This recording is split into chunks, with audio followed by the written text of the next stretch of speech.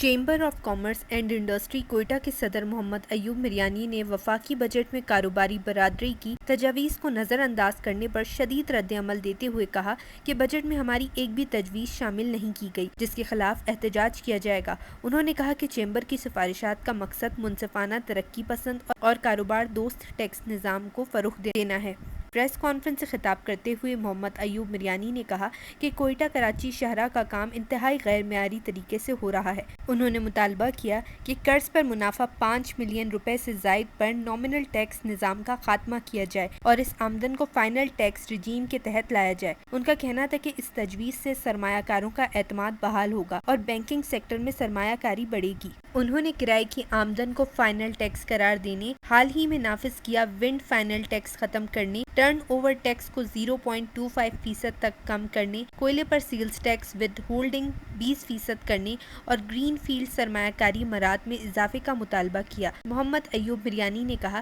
کہ کم سے کم ٹیکس رجیم کو اختیاری یا فائنل ٹیکس رجیم میں منتقل کیا جائے، کوئٹہ میں ATIR بینچ قائم کیا جائے اور ڈیجیٹل انوائس سسٹم کو 1 سال کے لیے اختیاری بنایا جائے۔ انہوں نے کہا کہ ٹیکس اپیلوں کے لیے کوئٹہ میں بینچ نہ ہونے سے مشکلات کا سامنا ہے۔ ان کا مطالبہ تھا کہ FBR افسران کی کارکردگی کو اپیل کے نتائج سے منسلک کیا جائے تاکہ غلط اسسمنٹ کی حوصلہ شکنی اور احتساب کو فروغ دیا جا سکے۔ انہوں نے زیر التوا ریفنڈ کی فوری ادائیگی، ڈیجیٹل انوائسنگ کے مرحلہ وار نفاذ، بلڈرز اور ڈیولپرز کے لیے مراعات، سپر ٹیکس سیکشن 4C کے خاتمے، زیادہ سے زیادہ ٹیکس شرح 45% سے کم کر کے 30% کرنے اور ٹیکس سلیبس کو متوازن بنانے کی ضرورت پر زور دیا۔ صدر چیمبر آف کامرس نے RTOs کے چھاپوں کے اختیارات محدود کرنے، ایران اور افغانستان سے آنے والی اشیاء پر 30 سے 40% کمی، ایران کے ساتھ تجارت کے لیے EIF شرط ختم کرنے اور ری رول ایبل اسکریپ پر 100% میٹیلیشن کی اجازت دینے کا مطالبہ بھی کیا۔